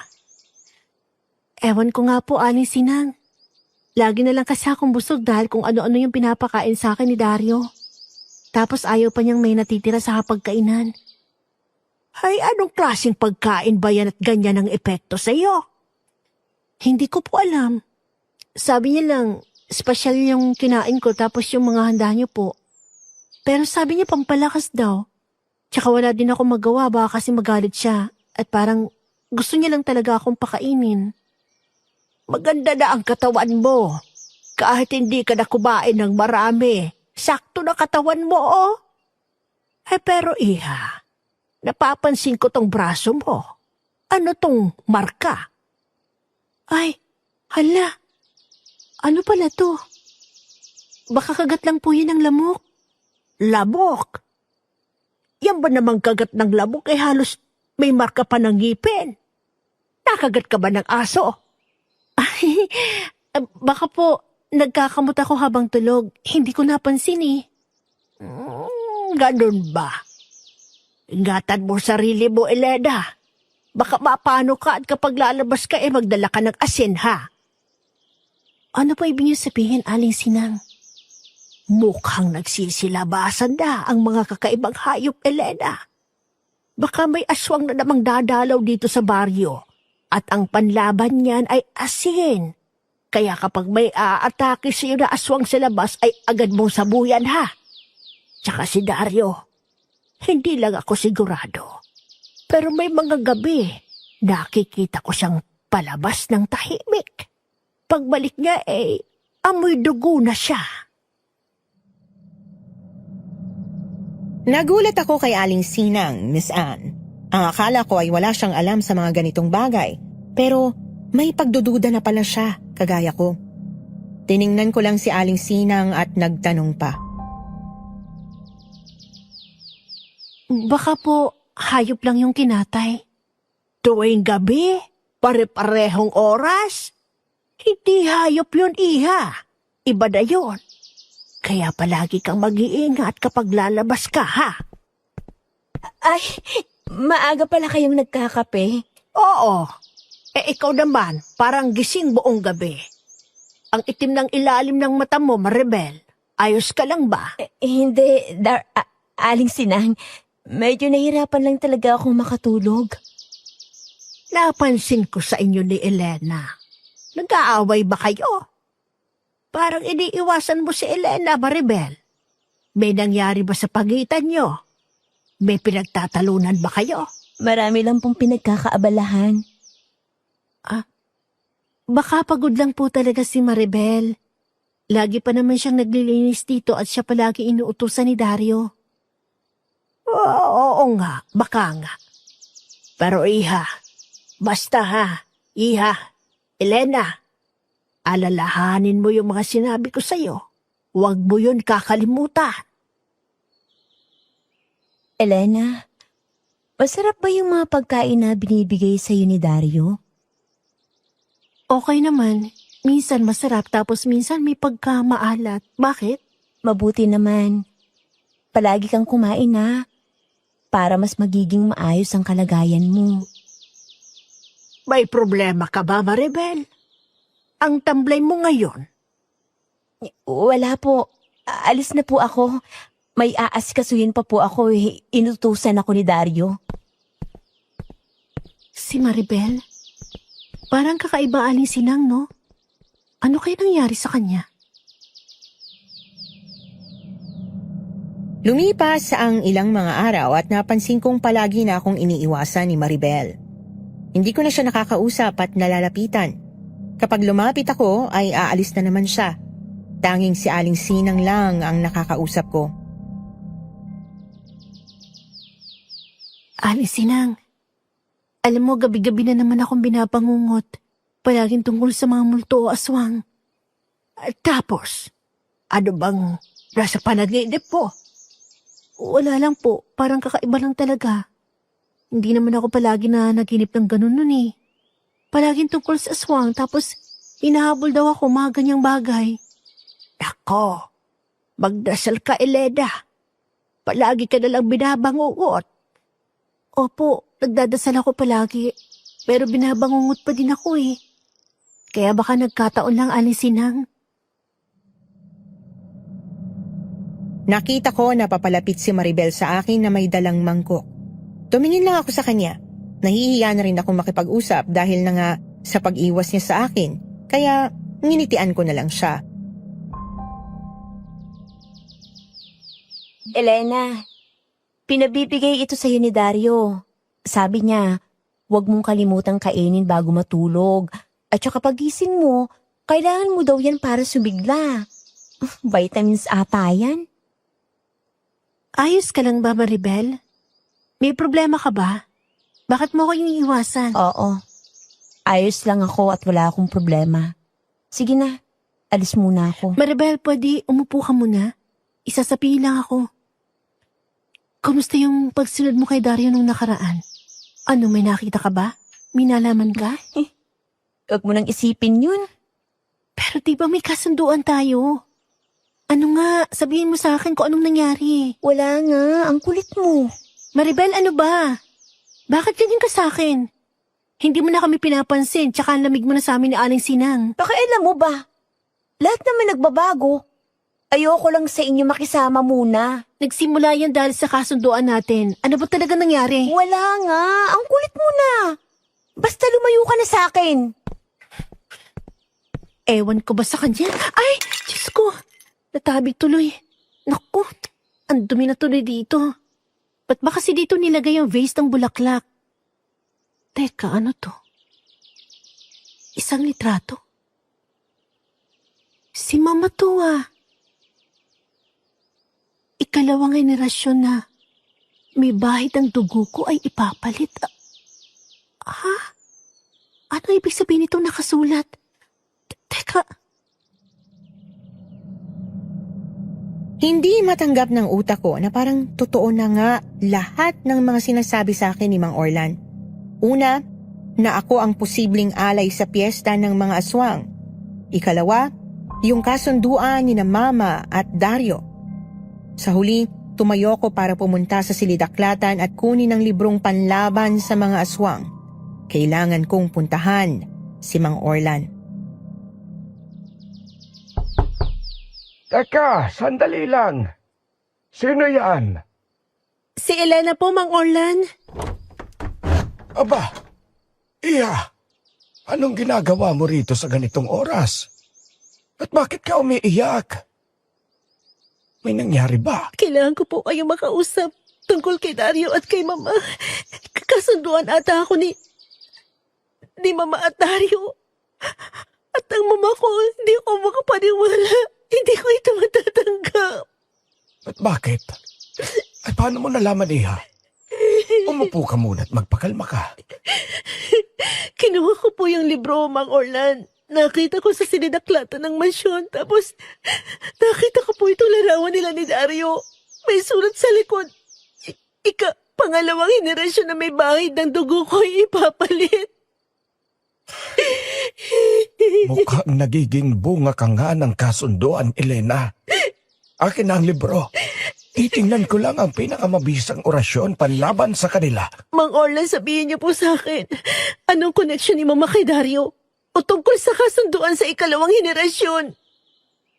Nakasaad sa librong ito na kung hindi na ituloy ang kasunduan ng unang henerasyon, ay mapupunta ito sa kadugo. Ibig sabihin, Elena, hindi natuloy ang pag-aalay ni Dario sa mama mo sa Diablo. Kaya ikaw ang ipapalit ngayon. Bakit hindi ko maintindihan? Ang totoo, Elena, ang mama mo, siya ang dating alay bago ka pa ipanganak. Tapos po, Pinili ang mama mo noon. Makapareho kayo na maganda, malinis ang dugo at bata pa. Subalit nakipagkasundo siya kay Dario. Sabi ng libro, tuwing magkasundo ang aswang at ang tao tuwing piyesta, ay dapat may kapalit. anong klaseng kasunduan ang ginawa ni Mama? 2 kasunduan lang yan, Elena. At ito ang kapalit ng buhay niya. Siya mismo ang pipilit ng bagong alay. O dahil sa pera. Hindi totoo yan. Ang hirap maniwala. Hindi magagawa yun ni Mama. Ang hirap paniwalaan. Ang sakit. Ang kasunduan nila ni Dario ay buhay pa hanggang ngayon. Sabi ng libro, matatapos ang kasunduan kapag may bagong makipagkasundo sa aswang. Pero Elena, hanggang ngayon, walang pumalit. Kaya pala lagi siyang malamig. Kaya niya ako iniiwasan noon. Alam mo kung sinong ipapalit niya ngayon? Ako? Buklatin mo ang kabilang pahina. Nakasaad dito na sa tuwing lilipas ang 2 dekada at 4 na taon, dapat magkaroon ng bagong alay ang mga aswang sa piyesta upang sila ay masisigla. Iha, ilang taon na ang mama mo? 45 taong gulang. At ako ay 21 na sa kinsenas. Tamang-tama. Ngayon ang 2 dekada at 4 na taong bagong henerasyon. At ngayon, ako naman ang ipapalit. Oo. Dahil hindi natatapos ang kasunduan hanggat may dugo ng mama mo na buhay. Hindi ko hayaang maulit to. Hindi ako magiging alay ng kahit sino. Mang Orlan, paano ko ito malalabanan? Gusto ko nang matapos to. Napapagod na po ako. Mag-ingat ka. Si Dario, hindi basta aswang lang. Siya ang tagapagpatuloy ng kasunduan. Kaya niyang baguhin ang isip ng mga tao. Kaya niyang gawin lahat ng gusto niya. Hindi niya hahayaang may makakapigil sa kagustuhan niya. Mang Orlan, natatakot ako. Pero mas takot ako na hayaan ang lahat ng to at maging alay. Mabuti. Kung gusto mong tapusin ito, kailangang harapin mo siya. Pero hindi ka nag-iisa. Tutulungan kita. Hindi na po ako magpapatali sa kasalanan ni Mama. Desperado ako matapos to. Kaya kong gawin kung ano man ang pagagawa mo para matapos na to. Magdasal muna tayo, Elena. Bumalik ako sa mansyon kinaumagahan. Sabi kasi ni Mang Orlan ay magpanggap lang ako na walang alam para hindi ako pagdudahan. Iniwan ko na ang mga gamit ko sa bahay ni Mang Orlan para hindi sila magtaka sa akin kung bakit may dala akong damit. Ay, Elena, akala ko hindi ka na babalik. Ay, saan ka magaling na bata ka? Hinahanap ka ni Dario kanina. Kailangan ko kayong kausapin, Aling Sinang at Maribel. Tungkol kay Dario. Huwag kang magsimula ng gulo, Elena. Tungkol na naman yung sa haka-haka mong aswang. Hindi to tungkol sa gulo. Tungkol to sa katotohanan, Maribel. Makinig ka muna sa akin. Hayaan yung ipaliwanag ko sa inyong lahat. Ay, sige, Iha. Halika. Pinapasok ko sila sa kwarto para walang makarinig na iba, lalo na si Dario. Ipinakita ko sa kanila ang libro at pinaupo sila. Pesta para sa aswang. Ay, saan mo ito nakuha? At ano ito?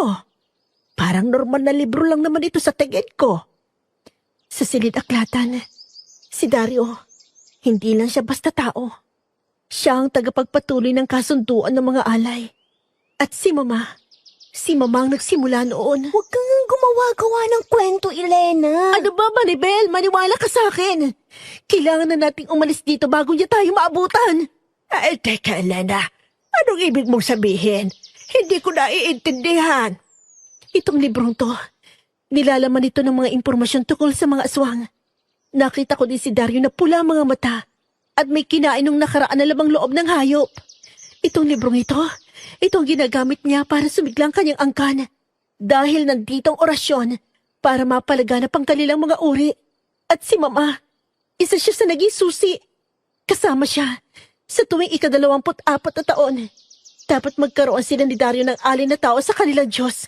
At kapalit ito, dadami ang kanilang angkan. Aling Sinang, ako ang iaalin nila ngayon sa kinsenas. Ay, Diyos ko. Totoo ba lahat ng ito? Tama na, Elena. Ano ba yung mga pinagsasabi mo? Niloloko mo lang kami. Aling Sinang, huwag kang maniwala sa kanya. Maniwala kayo, pakiusap. Ang sabi din ni Mang Orlan na naman. Ilang beses ko bang sinabi sa'yo, Elena, na baliw yung matandang yon? Maribel! Bakit ba ang hirap mong maniwala? Nandito na nga nakasulat sa libro, oh! Kasi hindi ka naman ganyan dati, ah. Simula ng kasunduan natin, nagbago ka na. Kaibigan pa naman kita. Ang kaibigan nagsasabihan ng katotohanan. Kung may tinatago ka man sa akin, ayos lang yon. Pero pakiusap, paniwalaan mo sinasabi ko sa'yo ngayon. Para din to sa kaligtasan mo nating lahat. Ah, basta! Bahala nga kayo! Umalis si Maribel. Hindi ko alam kung anong nararamdaman niya, pero parang nasasaktan siya. Kaso hindi niya magawang sabihin sa akin kung bakit naging ganon siya. Ewan ko ba? Hindi ko na rin alam paano siya pakisamahan. Isa lang ang alam ko at yan ang magpatulong kay Mang Orlan na tapusin ang kasunduang alay at ang umalis na rito. Pagsapit ng gabi ay umalis na ako at pinuntahan kong muli si Mang Orlan. Kahit gaano ako katakot na pumunta dito dahil na rin sa kadiliman at sa pakiramdam na parang may nakamasid sa akin, ay tumuloy pa rin ako kasi sabi niya sa akin ay may ibibigay siya. Bukas na. Iha, ayos ka lang ba? Takot ka ba para bukas? Tahot pero tiniruan niyo po ako ng sapat na orasyon panlaban bukas sa piyesta. Kaya susubukan ko labanan ng takot ko para lang maputol ang kasunduan ng mga aswang. Oh, eto. Gamitin mo din ito. Ilagay mo ito sa mga handaan nila bukas. Ano po ito? Isang bendita na sinamahan ko ng bawang at ng aking orasyon. Tiyak na makakatulong yan sa iyo, Elena. Salamat po, Mang Orlan, sa mga tulong niyo. Walang anuman, Elena. O siya, bumalik ka na bago ka pa nila paghinalaan. Napabuntong hininga na lamang ako. Ramdam ko yung pagod ng katawan at isipan ko. Gusto ko nalang takasan lahat ng ito pero hindi pwede. Kailangan kong tapusin ang kasunduan. Kahit galit ako kay Mama ay napatawad ko pa rin siya sa puso ko. Takot lang din siya kaya nagawa niya ito. Pero masakit pa rin at kailangan kong harapin ang aking kapalaran. Elena, nandiyan ka na pala. Saan ka galing? Wala po, naglibot-libot lang. May kailangan ka po ba? Wala naman. Bukas, huwag ka munang gumala o umalis, ha? Bakit po? May mga bisita ako. Ipapakilala kita sa kanila. At ihanda sa hapagkainan. Po? Ang ibig kong sabihin, ipapakilala kita sa kanila. At kumain sa mga handa sa hapagkainan bukas kasama kami. Marami po ba sila? Oo, marami sila, Elena. Sasalubungin natin ang piyesta sa kabuuan ng buwan bukas. Tiningnan ko lang si Dario habang papalakad siya palayo sa akin. Nakita ko si Aling Sinang sa kusina na nagluluto kaya nilapitan ko siya. Aling Sinang? Ano pong ginagawa niyo? Ba't ang dami nakalatag na karne? Ay, hindi ko alam, Elena. Inutos lang ito ni Dario sa akin. Ngayon ko nga lang naranasan to na ganito kadami ang ihahanda. Kadaming karne, tapos ang sariwa pa. Anong klase pong karne to, Aling Sinang? Ay, karne ng baboy, kambing, at ang isa hindi ko alam. Ang lansa nitong kakaibang karne. Habang nagsasalita si Aling Sinang at naguhugas ng kutsilyo para hiwain ang mga karne, ay unti-unti kong nilalagyan ng bindita ang mga karne ng palihim. Elena, huwag ka nang mangialam dyan. Ako nang gagawa dyan. Magpahinga ka na. Elena, Ay, Diyos ko. Ay, Dario, nanggugulat ka naman. anong ginagawa mo, Elena? Wala po. Hinahawakan ko lang po yung mga karne. Ang labot po kasi. Huwag kang ang makialam dyan. Kumain ka na muna dito. Hinila ni Dario ang kamay ko at hinandaan ng pagkain. Alam ko na ang huling ipapakain niya ngayong gabi ay ang espesyal niyang karne na mas nakakapagpataba pa sa akin. Nabasa ko ito sa libro ni Mang Orlan. Kinain ko lang ito at inubos tsaka agad umakyat sa kwarto ko.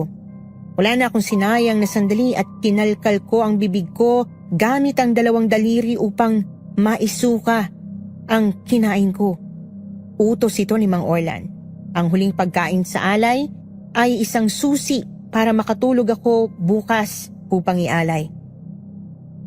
Bigla akong nakarinig ng mga nagchat-chat in Latin words.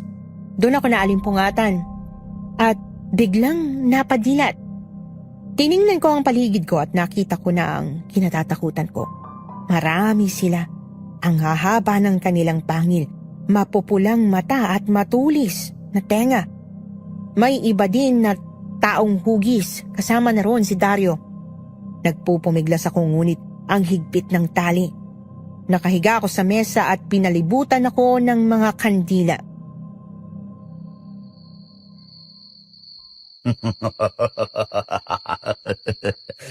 Akala nyo ba'y mauutakan nyo ko, Elena? Akala nyo ba matatalo nyo ko ni Mang Orlan? Sabi ko na nga ba, at sinuka mo ang huli kong pinakain sa'yo. Paano mo nalaman? Mukhang hindi mo ba talaga alam ang buong impormasyon, Elena? Sabagay, ito na ang panghuli mong pagkakataon. Kaya sasabihin ko na ang mga mangyayari. Para naman sa huling pagkakataon mo, ay alam mo na ang mangyayari. Mamamatay ka naman mamaya. Ano? Matagal na itong plano, Elena.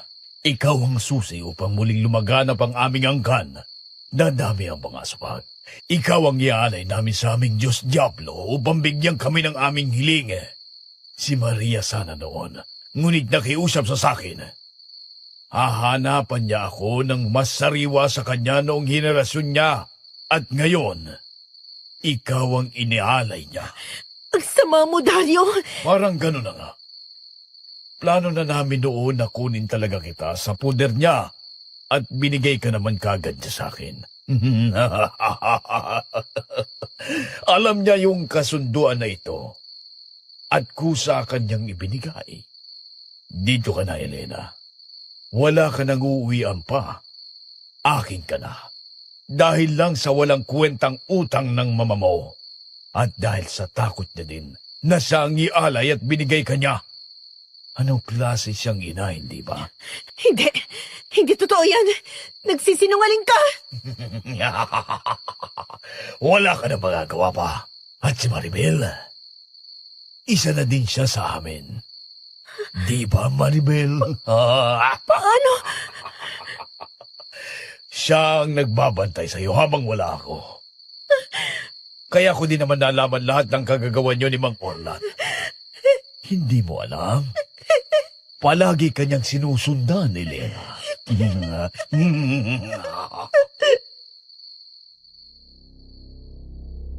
Umiyak ako ng umiyak. Hindi sa takot, kundi sa sakit na nararamdaman ko. 2 beses akong pinagtaksilan ng malalapit sa buhay ko. Sina Mama at ngayon naman, si Maribel. Nang matapos sila sa kanilang orasyon ay unti-unti ko nang hinubad ang tali sa kamay ko. Buti na lang yung clip ng bracelet ko ay medyo matulis.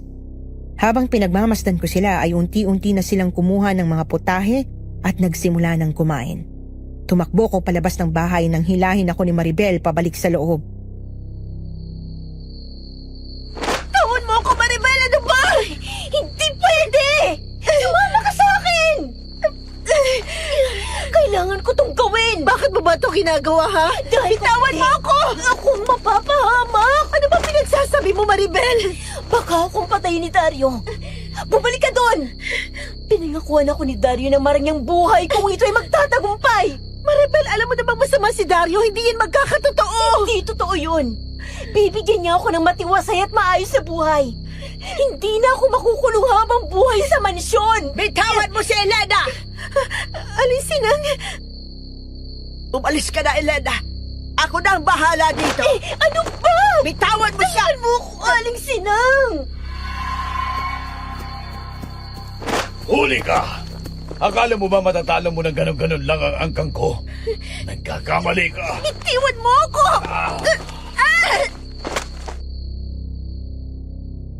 Nagpumiglas pa rin ako sa hawak ni Dario kahit na nakakalagkad pa rin ako. Nang biglang may sumaboy ng asin sa kanya at si Aling Sinang yun. Alisin ang... Takbo na, Elena! Ang sagabal ay mamamatay. Kaya huwag niyong sukatin ang galit ko. Huwag kang liligon, Elena, ha? Huwag ka nang magpumiglas. Ikaw ang nakatakda sa alay ng piyesta namin. Hindi yan mangyayari. Ama namin, sumasalangit ka. Sambahin na nga. Hindi ko kung madadala niyan, Elena. Walang makakatalo sa dasalang Panginoon. Mapasamin ang kaharian mo. Sikot in cuelo et intera. Panim nostrum quotidianum da nobis hudi. Et dimiti nobis de vita nostra. Sikot et nos dimitimus. Itigil mo yan, Elena!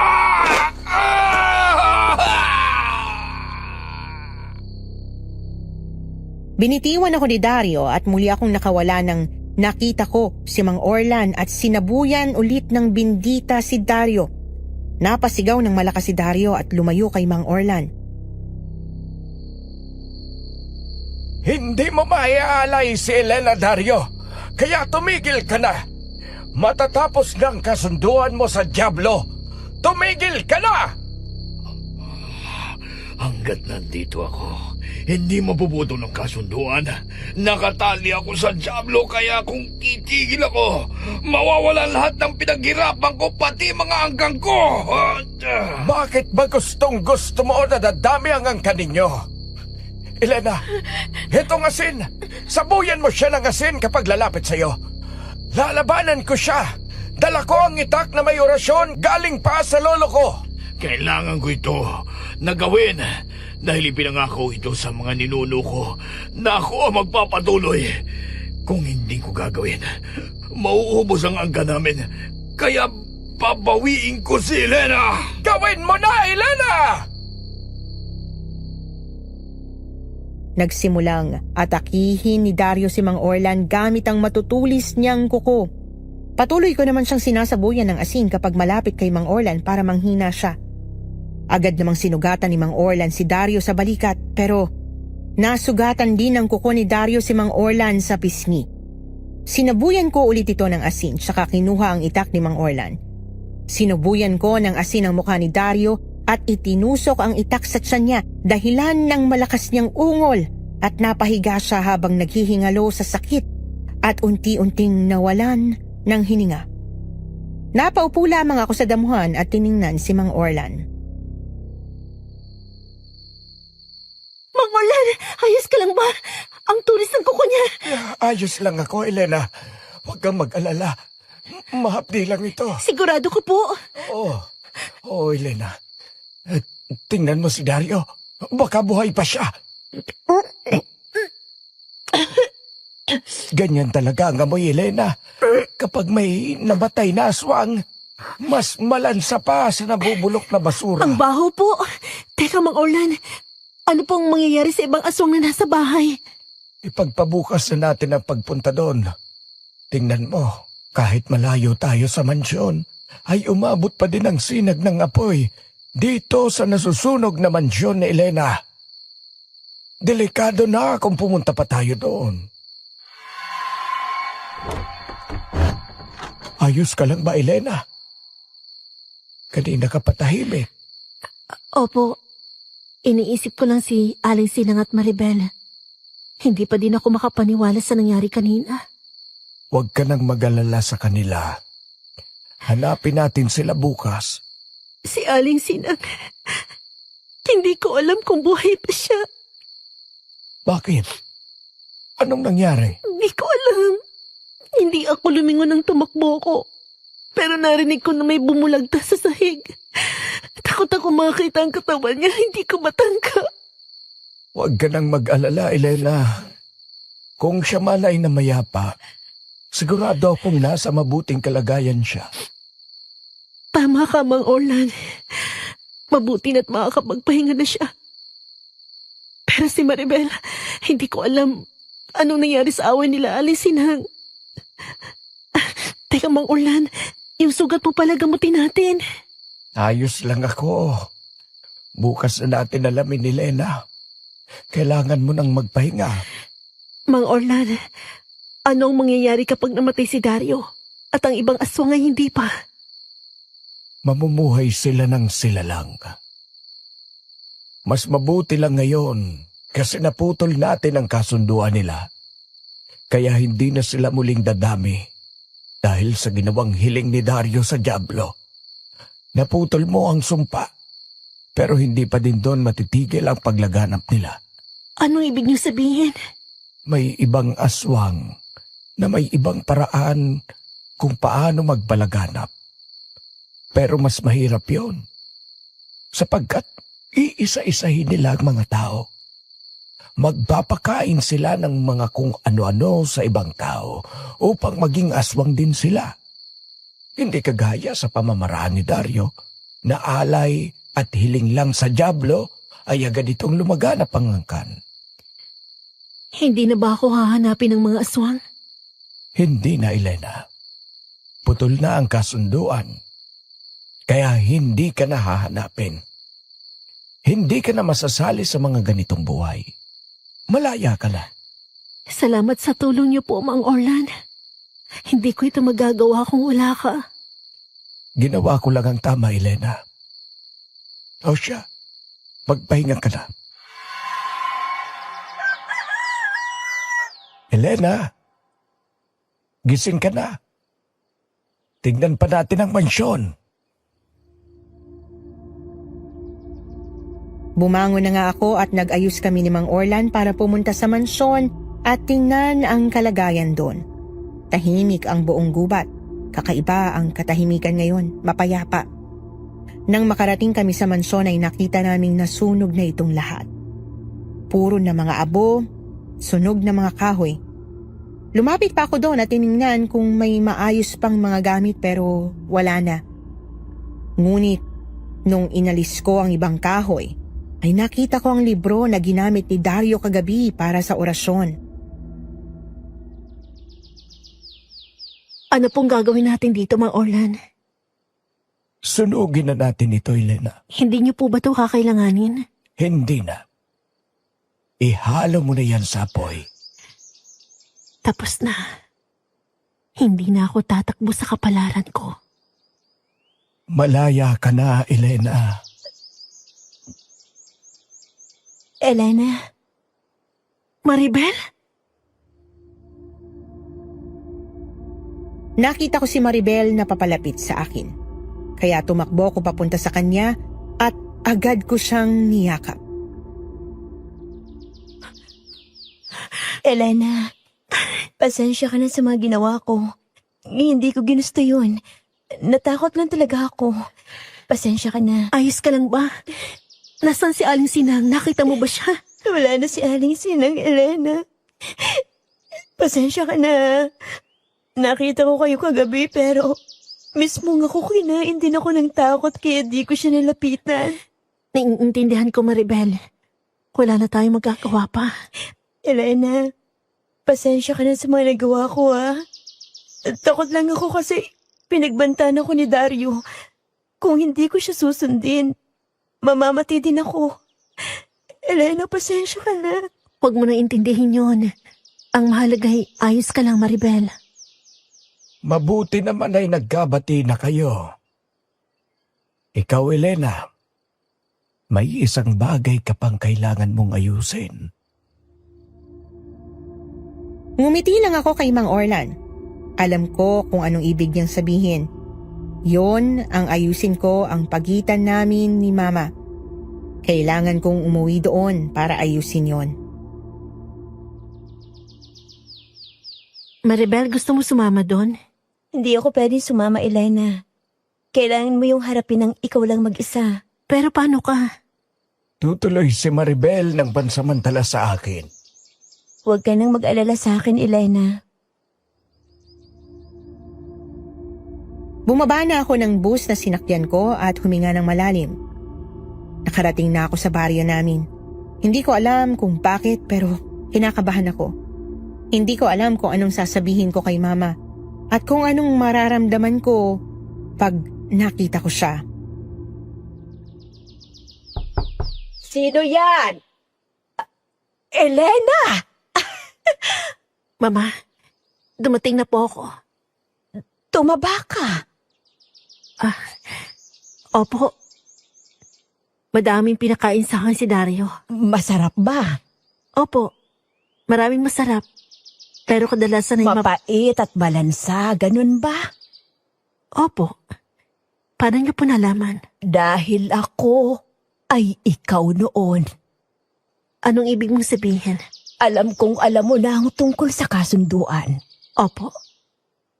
Kung ganon, anong nangyari, Elena? Tinapos ko na pong lahat. Pinutol kong kasunduan. Wala na po kayong dapat ipag-alala pa. Pasensya ka na. Hindi ako gaano katapang kagaya mo. Binalot ako ng takot. Hindi ko din alam kung anong gagawin ko noon nang bigla nila akong kinuha. Ganun po ba kababaw ang pagmamahal niyo po sa akin? At kaya mong isakripisyong sarili mong anak para lang sa kalagayan mo? Akala ko sabi nila, ang magulang ang nagsasakripisyo para sa anak. Pero kabaliktaran lang naranasan ko. Hayaan niyo na po. Tinapos ko naman na. Anak, pasensya ka na. Tinatanggap ko po ang paghingi niyo ng tawad. Pero galit pa din ako sa'yo. Nasasaktan pa rin ako. Wala akong magawa noon kaya sinabi ko kay Dario. Nahanapan ko siya ng bagong ipang-aalay. Akala ko tapos na yun ang palitan ko ang sarili ko sa iba. Pero hindi pala. Sinubukan kong sinabihan si Dario pero hindi na siya nakinig sa akin. Nakatali na ako sa kanya. Ang mahalaga po'y malaya na ako sa responsibilidad ko sa'yo, Ma. Hindi ko na po kaya magsakripisyo pa ulit sa'yo. Hanggang doon na lang po ako. Napapagod na po ako eh. Anak, pasensya ka na. Pangako, magbabago na ako. Babawi ako para sa'yo. Hindi ako makagalaw nang pumunta lang si Mama sa tabi ko at niyakap ako ng mahigpit habang umiiyak. Hindi ko rin mapigilan ang sarili ko na mapaluha na rin at niyakap siya para akong nabunutan ng tinik. Matagal na akong nagtitiis ng sakit at ngayon ko lang napakawalan ng buo. Anak, kumusta ka doon? Mahirap po doon. Pero wag ka na po mag-alala ha. Hindi na tayo nakatali kay Dario. Wala na po si Dario. Wala na din po ang mansyon. Pati yung libro. Sinunod na namin ni Mang Orlan. Anak, malaya ka na. Malaya na tayo. Salamat.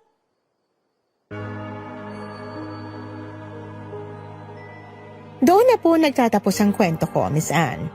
Mula noon ay payapa na kaming namuhay ni Mama at hindi na ulit nakaramdam ng takot. Wala na rin gumambala sa aming dalawa kaya malaki ang naging pasasalamat ko. Sana po ay marami kayong natutunan sa akin. Maraming salamat po sa inyong pakikinig. Ikaw ba ay may kwentong matagal nang hindi na ibabahagi sa iba? Pwede na kayong mag-send ng sulat nyo sa aming channel, Kwentong Takip Silik. Please don't forget to like, share, and subscribe para sa mga susunod pang kwento.